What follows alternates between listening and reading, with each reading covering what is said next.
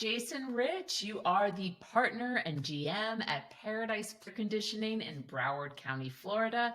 I am so excited to have you on the podcast today. Welcome. Thank you so much, Jackie. I really look forward to joining my fellow ServiceTitan partners here and ServiceTitan associates to chat through some current topics. Yeah, I'm so psyched to have you. You are in great company. I want to dig into your story as much as we can, but we're going to kick off the show the way we do every single one, which is how did you get into the trades?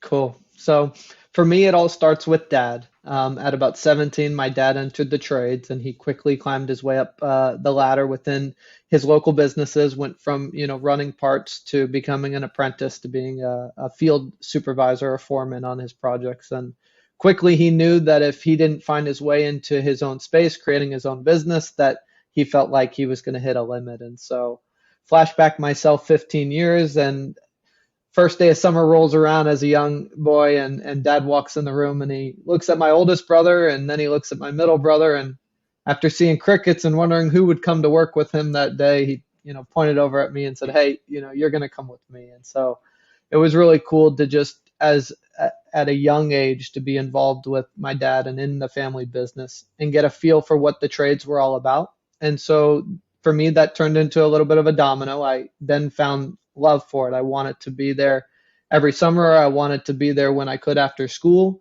And so I quickly got involved in all those different areas. And so as I got older and as I finished grade school, I knew that I wanted to go to university.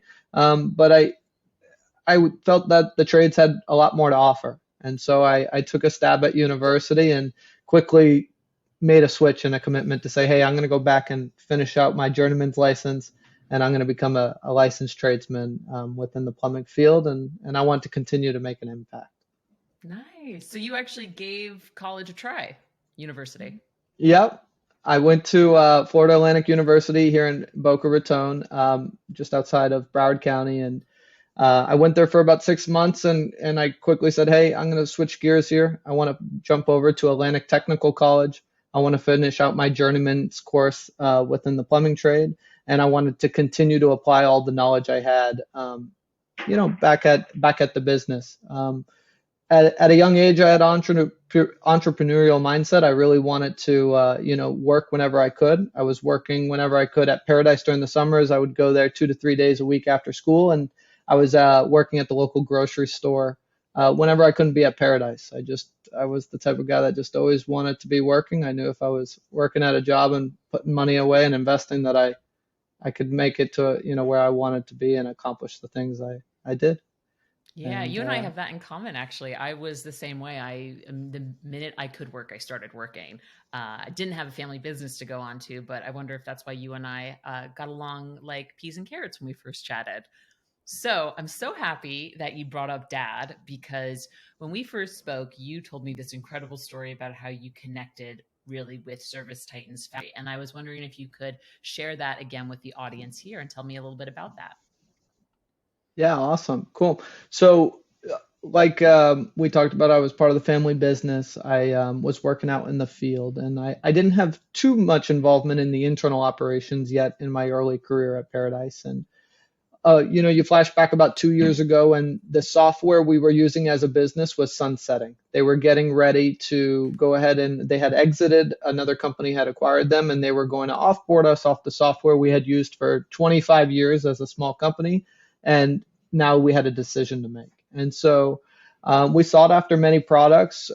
We looked for many different platforms that would meet our needs. And ServiceTitan's industry-leading recognition and ability to just provide all ends really drove my decision to take this platform on and say, hey, this was going to be the future support to our business. And so we took on ServiceTitan in September of 2021. We got it built out, we got boarded, and everything was very pleasant once we went on board. And so ServiceTitan sent us off to Pantheon. That was their conference that they have each year. And I got a chance to listen to one of the partners and owners, which was Ara, speak about his story of his dad. And it really hit me. He talked about how he would watch his dad leave for work each day and come back each day. And once he got done doing all the physical attributes of this tough job, he would then have to do, the business side. He had to figure out the paperwork, and he had to figure out all the different ways to send out the estimates. And he had just a burden for dad to say, hey, I want to make this a better place. And so, watching my two older brothers not find an interest in the family business, not really want to be there, that really led me to want to be there for dad. I always told my dad, hey, you gave me everything. You put me through, private schooling. You brought me up in a good family. I want to give it all back to you. And so I actually ran into Ara while I was at Pantheon, and I told him how my story, was similar to his and how his impacted me. And he was so awesome. He said, hey, let's chat. I want to talk further about this. And so we got a chance to just talk to each other and spend some one-on-one time. And Ara has been nothing but amazing in communications, availability, and truly wanting to help our business grow within his platform. ServiceTitan has just really been an awesome experience for us. I just love how you had that connection with Ara's dad, comparing that with your dad and how your relationship with him, because that's also one of the reasons why I work at this company, right? Is because I'm so that founder's story. For anyone who doesn't know, Ara and Vahe are founders. Both of their fathers were in the trades. They put their sons through incredible school opportunities. They were planning to get jobs in tech and whatever. And Ara and Vahe met at a Armenian student ski retreat or something. And they decided, hey, before we go off and do our own tech thing, why don't we build software for our dads? Blows my mind how emotional they still get about that origin story. And I think a lot of our customers resonate with it. So when you told me that, I was so excited to get the chance to talk about it on air. So thank you for sharing. Yeah, no, I really, there's such one thing we talk about a lot right now is what is our why, right? And we're in our offices and we're in our meetings and our get-togethers with our techs, and we really challenge everyone to say, hey, what is your why? And we don't necessarily publicly portray it, or we do, but it really just gives us all a chance to remember why we're doing what we're doing, why we've pushed so hard. And so, just super awesome to watch not only, my alignment be with my dad and him being a real big of my why, but to be able to watch Ara and build just such an amazing platform and that be the driver is just, to me, just so awesome. He is. He's part of such a big part of your why. And all of last year, 2022, you looked to partner with a private equity to give your dad the gift of stepping back from the business. So I would love to learn a little bit about that journey and what made you choose to partner with your current partner, Legacy Partners. How many times can I say partner in one Yeah. sentence? Sorry, go ahead. Yeah, so as you mentioned, Jackie, we after 31 years of being in business and actually really just pushing it and watching my dad build the foundations coming along his side, and my mid years in junior management and then senior management, we really wanted to create a legacy opportunity. We wanted to be against the statistic. We wanted to produce a second generation business. We wanted to get him to see his finish line. And that's what I had partnered with him on. And I made a promise to my dad that said, hey, in 2020, we're going to make a 5-year plan that by 2025, we're going to get you to the finish line. And we're going to make sure that we carry on this great name, not only for your customers, not only for the families, but the employees and everybody else that's been along for the ride. So what really drove me about Legacy is, one, from the get-go, they came in person, they sat down. That was very important to me. It was a face-on conversation, but it wasn't your traditional equity partner. Legacy purposes to leave the operational partner should it line up with both parties' goals at the local level. And it was prior to the transition. And I'm just going to back up real quick. Legacy purposes to leave the operational partner at the local level that was there prior. They do not insert an operational GM. They do not take over and change the way the business is ran. And so that was very something we were very fond of. We wanted to create a world where I could still feel like I was making that second generation impact and keeping it as a medium-sized family business. And we didn't want to disrupt our customers' experiences. We didn't want to disrupt the 55 families we had working for us at the time. And, we really wanted to preserve that. A couple of the other things that I really am fond of, about the Legacy team is we have a power team of really like-minded individuals. It is a carefully selected partnership each time a new partner is chosen. The values of the partner at the local level and legacy have to align to really want to preserve culture, customer experience, business experience. And so all of these values really lined up with what me and my dad wanted to accomplish. And so I really look forward to the opportunity to carry forward, my dad's legacy along with legacy service partners and create a second generational and hopefully onward to third and fourth generational, local business one day. Awesome. So the big draw for you with Legacy, they were going to let you stay in the operations seat. They weren't going to just bring someone in and have them disrupt everything that you had already built. Because you got 10 million. I know you're at 10 million now, I believe, right? Or when you partnered with Legacy, Yep. you were at 10 million. We were doing about 10 million top line when we partnered with Legacy. This year we'll be on track for, I think we'll clear 12.5 million. We might see 13 to 14 coming just the year after close within the first few months, really pushing hard for another big growth year. But yeah, it was really, really important to us to find someone that would allow our employees to not feel like they had just received, a large shift, that would allow me to continue to lead this company to the areas that we're headed and the areas we're growing within, and really to preserve that family culture feel and experience Yeah. as we grow and go into the future. Yeah. This kind of goes very nicely into my next question because PE is such a hot topic. I think I'm talking with almost every guest about PE right now. So what changed? Yeah, for sure. So I think the business has improved in a lot of ways. Ultimately, the first initial is, a little bit of a concern, drawback to say, hey, what's going to be different here? And for me, I've just, really bullet pointed a few of some high level positive. And I think foremost and first and foremost for me is we have clear defined direction of where the company is heading and what goals we want to accomplish. And so I think that one alone is just so important, right? Legacy came alongside us, said, hey, this is what you're capable of. You're a $10 million or $20 million company producing 10 million in results, and we can flip that quickly. Let's get our direction set. Let's figure out where we want to be on a 1-3-5, and let's really start to set out the path. Obviously, that's pretty high level. Just to get a little more granular, the platform, they have really designed a streamlined process for improving accounting, HR, vehicle and equipment acquisition and retention, credit cards and fuel management is another big issue we deal with within the trades as we scale.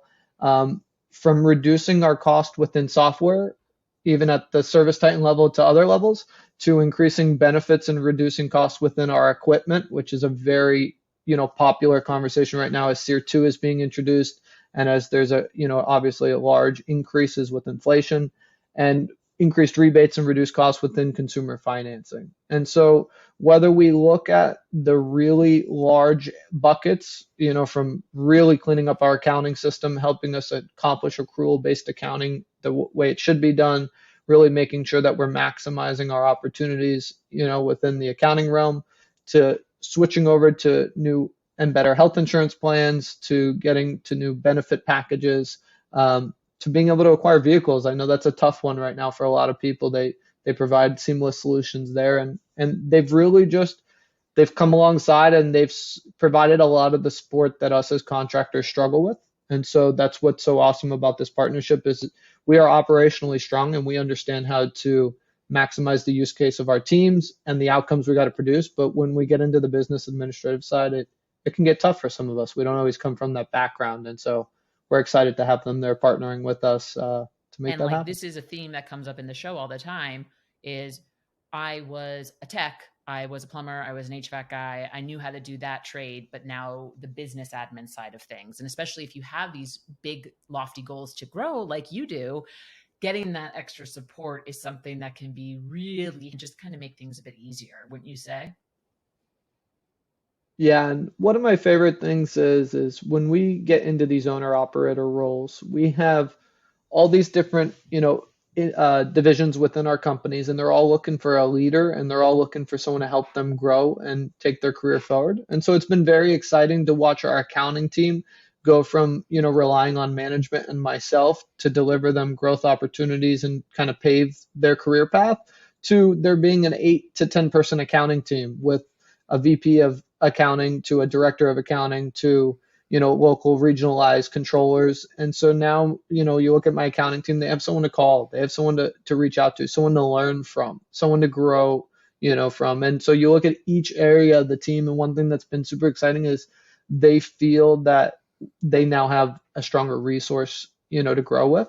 And I've even had some of my team members come back and says, Jason, it seems like we've made a light years jumps ahead overnight.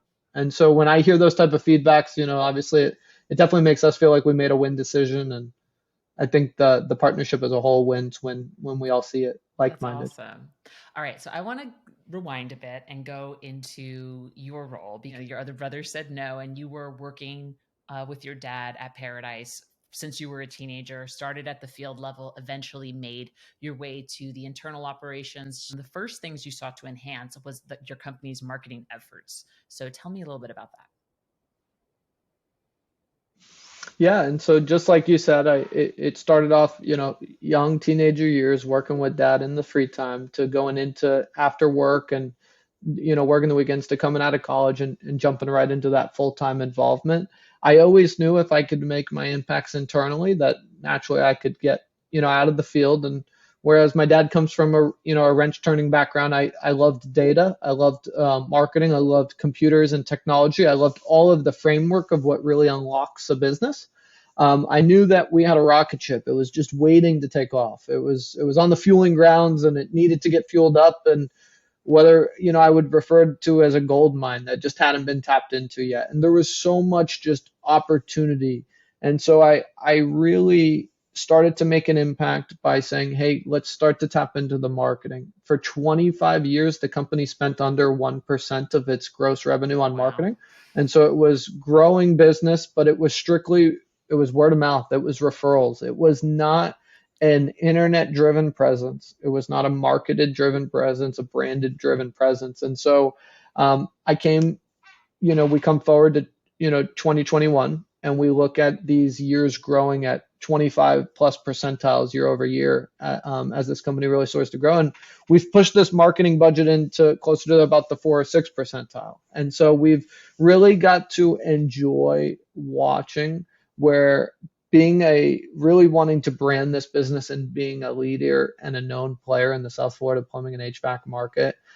When we came into the business, we found that there was no online presence within Google. We were not synchronized, across all platforms within the web. We weren't doing any pixel tracking, any email target marketing. We weren't text messaging marketing customers. We didn't have the subscription model set up yet, and so we were missing a lot of the pieces. And it was really an enjoyable time because right around 2010 to 2012, Google My Business was really in a boom state. Google Local Services wasn't out yet. GBM was really such a foundational piece, and a lot of players hadn't mastered it yet. And so it was really cool for us to come in and get onto some of these movements at the early stages.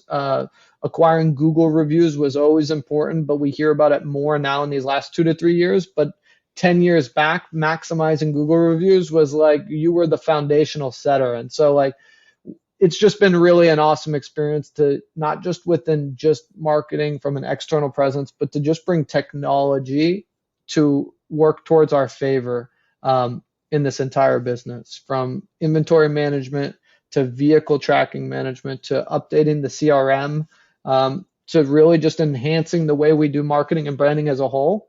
All of it really was the framework of what allowed us to get to this point, and I think that really just opened up such opportunity for this business to scale because the foundations of it were really built off reputation. It was built off delivering 100% customer satisfaction. And so when we fueled that fire, the reputation still to this day is near perfect. It's 30 years A plus rated. It's 1,500 5-star reviews. It's going to have 0 complaints filed against this business. And so when the foundation is clean and you got such a strong brand and logo and story, I think marketing just naturally becomes that much easier.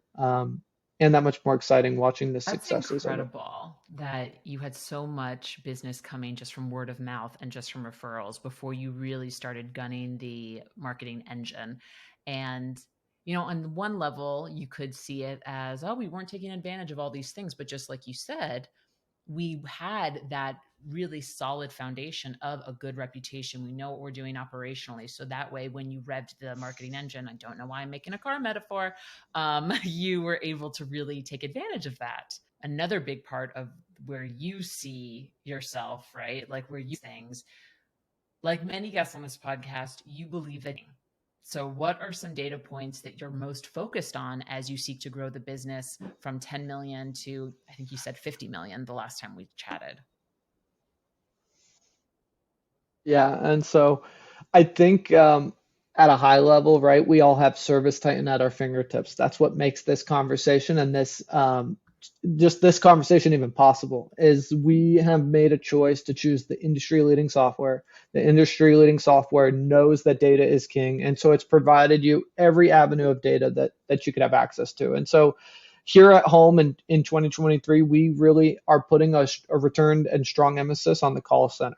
The call center is the heartbeat of our operations. It's measuring the results that flood in from marketing. They flood into the call center, and then we are ensuring the output of the results, is obviously hitting par or, achieving above. And so as we come into the call center performances this year, we're really looking into whether it's most calls taken, most booked calls, whether it's most membership sold, or whether it's call average handling time. And, obviously producing a 5-star experience each time at a whole, we just want to really make sure that we haven't lost sight of the call center. A lot of people are focused on, hey, where are the marketing funnels at? What are we spending on marketing? Where are we spending it? And those are very important. A lot of people are focused on, hey, what is a technician's revenue and what does his outcomes look like? But we really got to stay true to that. They're that first experience. They're going to be the first and in our world, the last. And so they're really going to be the one to set the framework for a successful conversion for our technicians. And without the call center, we are dead. And so, we're really, really, really putting a lot of heart, a lot of focus, and a lot of our time from a leadership standpoint into making sure our call center is focused. Our marketing spend and outcomes are very important as well. What marketing platforms are providing the best results is definitely a conversation that's highly discussed right now, from GLS PPC being a leader to Facebook or Yelp being a leader. There's a lot of different opinions there. I think what type of marketing is relevant in 2023 is really an important conversation. I think there's even been another shift. I think we really got to be paying attention to how are people using social, how are the younger generation tapping into who they're finding and what is their market.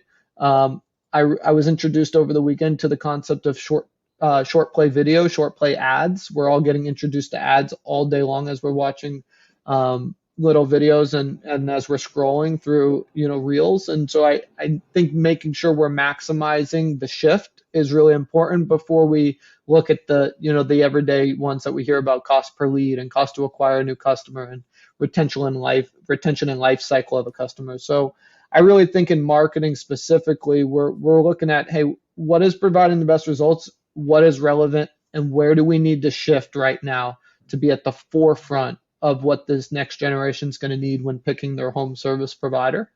And then on a technician side, ServiceTitan does just such a great job of showing you revenue, averages, conversion rates, customer satisfaction. They really are doing just such a great job at keeping that data at the forefront, accessible to the technician, accessible to leadership. And so, you asked me as a whole, hey, what is data is king and what data points are you focused on? And so I hope that just some of that framework helps set the picture of, if we focus in these areas, I truly believe we can take any company from whether it's 1 to 5, 5 to 10, 10 to 20, or 10 to 50. And I truly believe we'll get to be just an example of walking Yeah. out I that mean, to path. recap your phenomenal answer, Reels. A few Cool. episodes ago, I had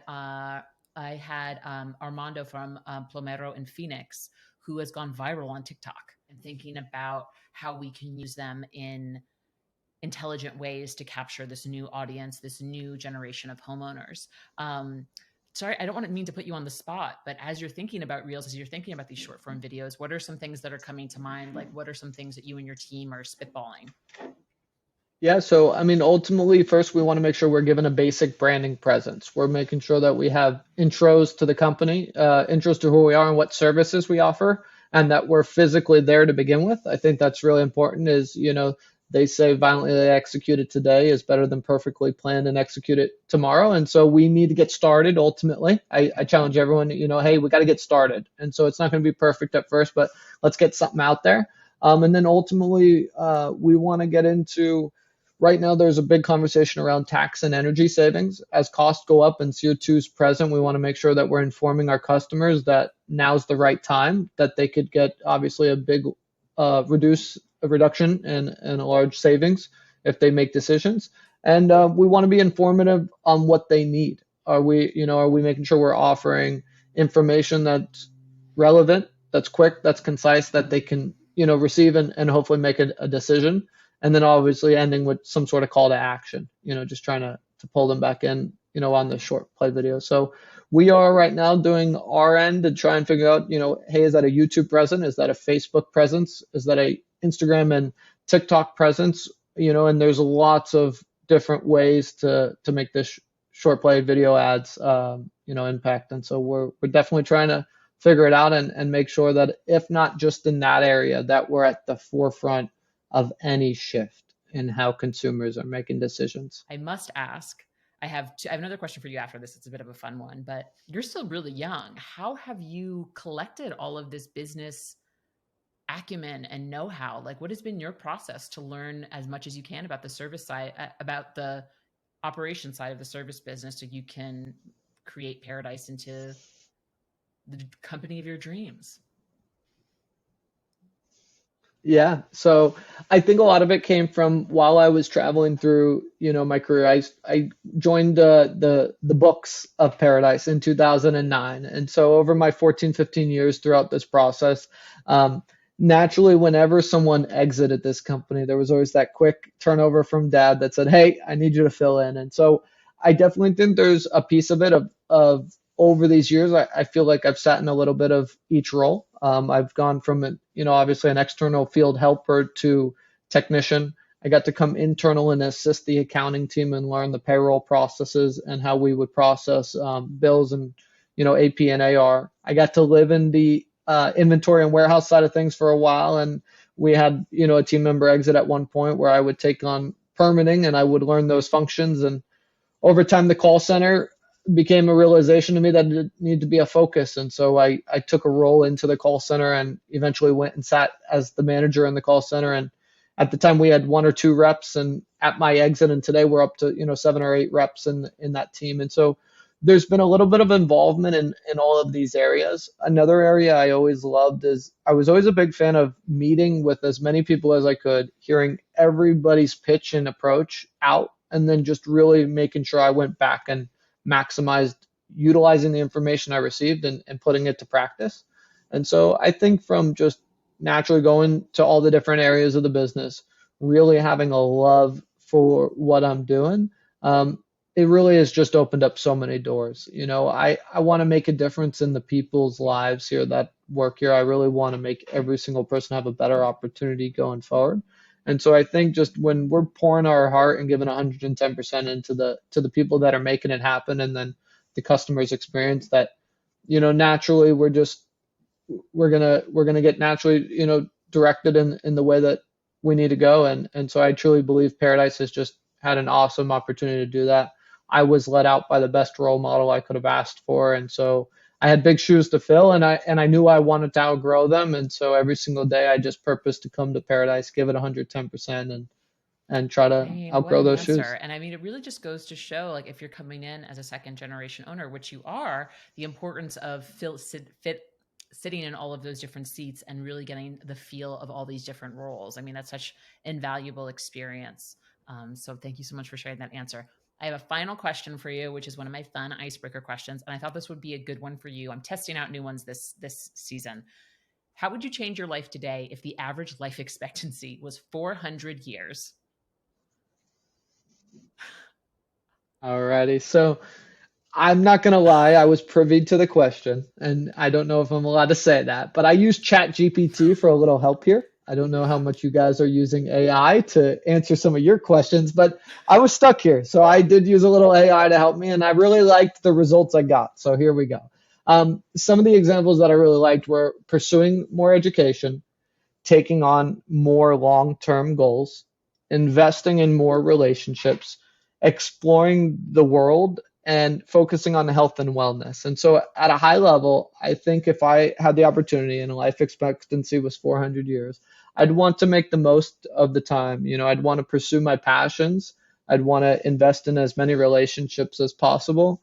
I'd really want to take some time to explore. It's something that I haven't done a whole lot of. I haven't left the country too much. I do like being here in South Florida, and I really love being a part of the family business on the day and doing all that while taking care of my health. I think about podcasts of my own. I think about blogs. I think about books. I think about all the ways that I could tell even more of the story, more from a personal standpoint, and the struggles and the challenges I climbed through while you know preparing myself to one day manage and run Paradise as a company, and grow a family here in South Florida and do all these other things. And so I think it would be just the most awesome experience, being able to live 400 years. I think there's so much we could do, but hopefully we're maximizing each day, as it's our last. And whether we have 1 year left or 400 years left, we're just giving 110% and really just That's trying to awesome. hit it home. And also, no worry about using ChatGPT. I love it myself. It has made my life a lot easier. So I'm excited to dive deeper into it on a later episode. Jason, thank you so much for spending time with me today. This was a great interview, and I really Cool. appreciate your time. Thanks for joining Toolbox for the Trades. Thank you, and look forward to listening in to more podcasts.